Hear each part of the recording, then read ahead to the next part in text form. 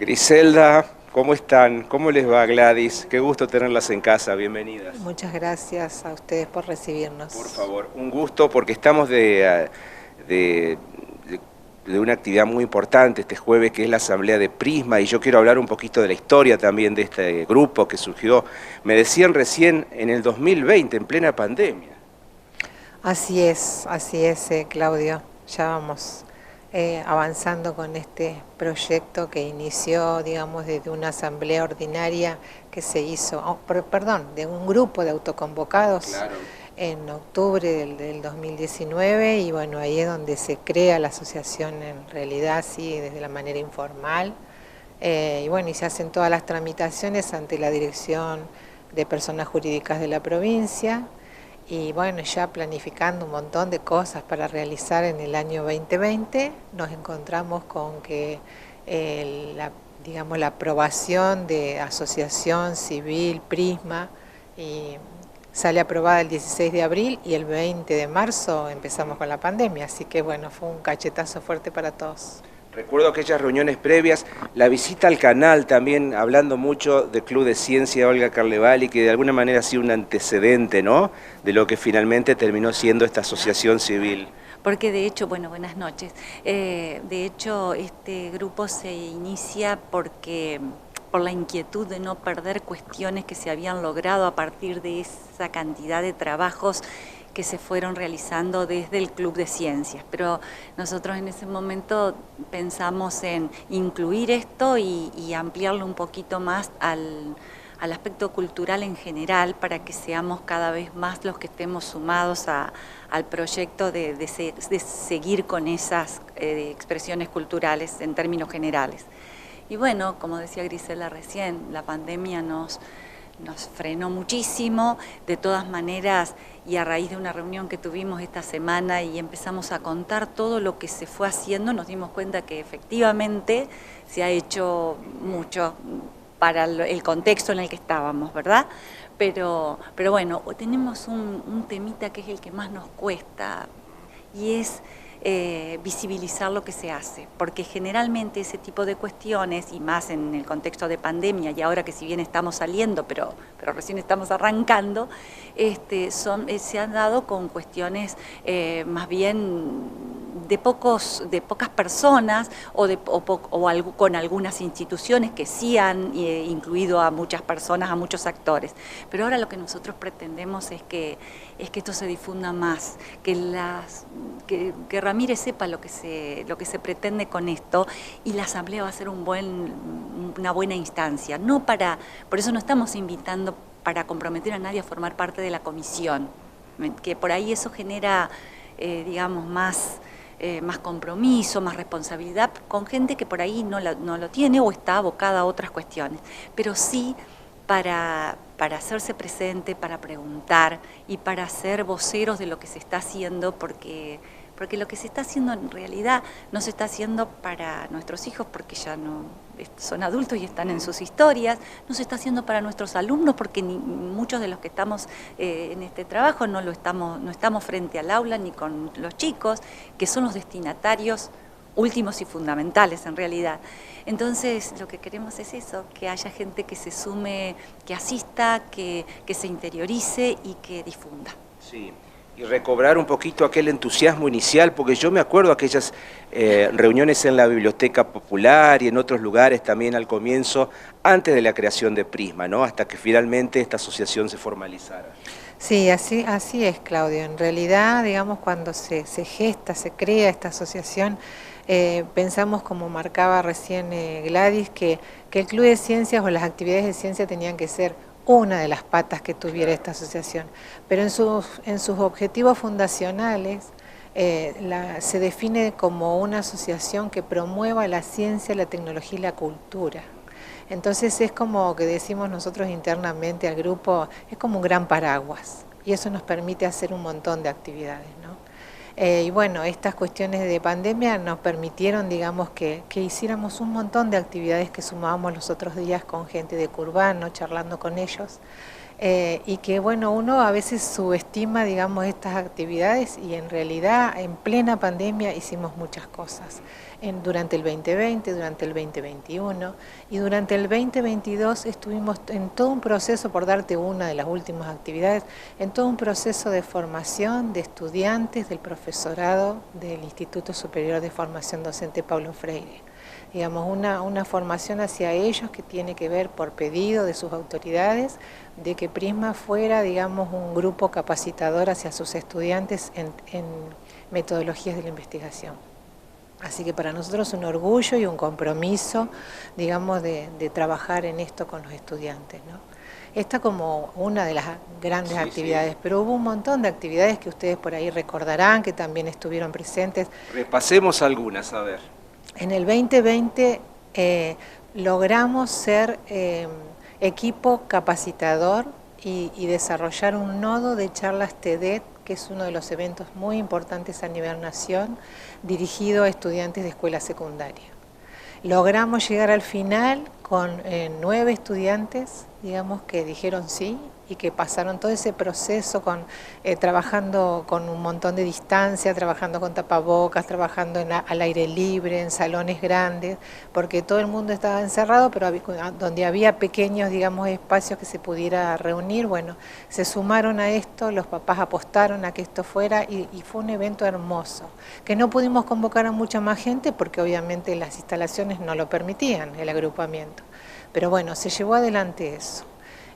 Después en actividades fuimos convocados durante el 2021 a formar parte de una de las jornadas de ciencia que se realiza en la escuela bautista, la escuela, Jesús de Nazaret, y también nos sumamos a un proyecto al Ministerio de Ciencia y Tecnología de la Nación, y durante la Semana de la Ciencia, con apoyo de Puerto Ciencia y del municipio, logramos desarrollar actividades en el parque de manera recreativa, donde, bueno, eso estuvo atravesado por fenómenos biológicos, físicos, químicos, donde el juego, el asombro, la duda, la observación y el interés de los chicos, de adolescentes y de la familia que acompañaba a esos niños, digamos, fue sumamente rico. También estuvimos presentes, digamos, en lo que tiene que ver con Ramírez Festeja, con un stand visibilizándonos porque ese es nuestro interés. Presentamos proyectos a nivel nacional ante puntos de cultura, al Ministerio de Cultura de la Nación. También lo hicimos al Ministerio de Ambiente y Desarrollo Sustentable. Y ese proyecto, que para nosotros es un orgullo también, y en algún otro momento podemos venir con algunos de sus integrantes y a charlar más en detalle con ustedes, tuvo que ver con, bueno, fue aprobado y fue financiado. Eso se hizo una alianza estratégica con la congregación de la Iglesia Bautista, y en función de todos los antecedentes que ellos tenían de trabajo a través de actividades de ciencias con los chicos en cuanto a huertas orgánicas, uno de los ejes que planteaba esta convocatoria era el de huertas orgánicas, y formulamos un proyecto. Entonces nos reunimos con ellos primero, pensando de que nosotros podíamos ser, en función de nuestras actividades, no el brazo ejecutor de trabajo, sino el brazo formulador del proyecto y de rendición de fondos de ese proyecto, del financiamiento que venía. Así fue que ellos brindaron sus instalaciones, pusieron a su personal, digamos, invitaron, porque no es ponerlo, sino invitaron a personas de la congregación y de papás familiarizados con las escuelas, con las actividades escolares, y ahí se conformó un hermoso grupo donde hoy por hoy siguen manteniendo esa huerta orgánica, porque el proyecto, el financiamiento venía para la compra de insumos y herramientas para montar, digamos, esa huerta orgánica. La verdad que fue un trabajo hermoso y colaboró con ellos además, porque en plena pandemia y posterior a la pandemia también, como vos sabrás, la congregación hace una asistencia en alimentos a familias en condición vulnerable. En la pandemia eso se potenció, así que la huerta vino como una bendición más, como para poder aportar alimentos, digamos, a las familias también. Y bueno, en ese caso nosotros estuvimos involucrados siendo el brazo proyector, digamos, para que eso se pudiera concretar. Entonces hoy les quedaron todas las herramientas para trabajar dentro de la huerta.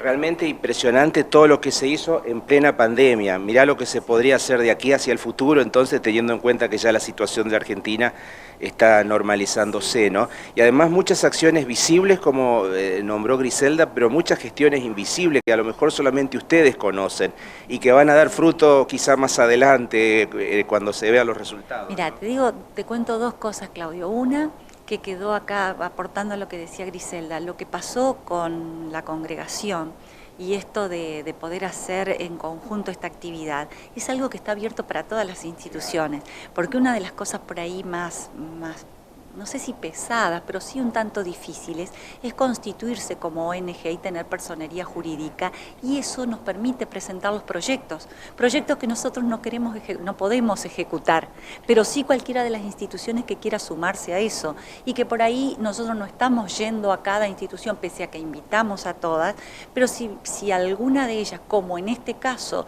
estaban ya llevando a cabo un proceso o habían iniciado un proceso y lo que estaban necesitando justamente para poder enriquecerlo es tener insumos nosotros podíamos ser un buen nexo, digamos, para eso, y de hecho lo hicimos y salió, creo, muy bien para todos. Eso por un lado. Por otro lado, estábamos diciendo de las otras instituciones que se pueden ir sumando, hablábamos de las escuelas. Nosotros particularmente queremos invitar a todas las escuelas, a todos los directivos de las escuelas, a todo el personal docente, para que si en algún momento estas acciones pueden sumar a a los proyectos que ya tienen las instituciones, porque los proyectos no salen de los escritorios, salen de las necesidades y de las ganas que tienen los chicos de participar en algunas cuestiones. Si nosotros podemos sumarnos a eso o contribuir con eso, para nosotros es una bendición. Pero claro que sí, ese es nuestro objetivo. Totalmente. Prisma, ¿qué significa y por qué? Un largo sí, debate. Fue debate y aportes, porque en esa asamblea, digamos, como vos lo manifestaste más temprano, hubo aportes de distintas personas y en ese momento se hicieron como 5 o 6 nombres. Y bueno, se puso a votación y ganó Prisma. El fundamento de Prisma tenía que ver con esa mirada del fenómeno que tiene que ver con lo físico, donde, digamos, un rayo de luz que en definitiva tiene todos los colores, sale, digamos, proyectado en todo su espectro, o de lo contrario es la unidad. Eso por un lado. Y por el otro lado, desde un aspecto social, tenía que ver con esta cuestión, la diversidad que hiciera también a la unidad. Y Prisma, el propósito es que lo conforme la diversidad, no solamente las docentes. Bien. Entonces, bueno, gustó, digamos, los fundamentos que se dieron en ese momento al nombre, y así fue como quedó. Y así como quedó. Y este jueves, entonces, Gladys, ¿qué es lo que va a ocurrir? Es la asamblea ordinaria. Y bueno, ¿Primera desde su creación?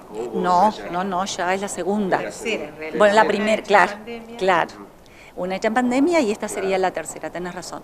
Y bueno, y es a las 19:30 horas, invitamos a todo quien quiera sumarse y bueno, y los esperamos realmente porque nos interesaría que se difunda, que se sepa qué se hace y que la pregunta, no se necesita ninguna cuestión previa, sino ir con interrogantes como para que a través de esas respuestas se vaya contagiando bueno, el entusiasmo que todos tenemos para llevar a cabo las acciones y para difundirlas, para que lleguen a los destinatarios últimos, que son los chicos y la sociedad. ¿Dónde se va a hacer la asamblea?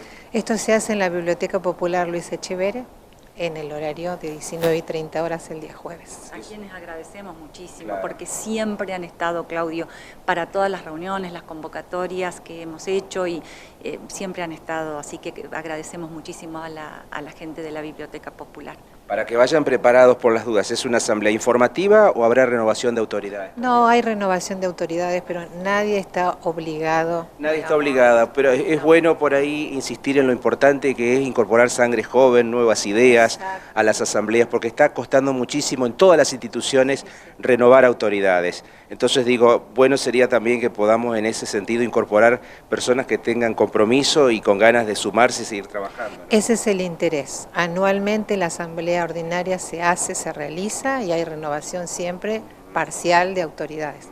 Así que bueno, es importante que se sumen y ojalá tengamos algunos integrantes nuevos. Gracias, a disposición.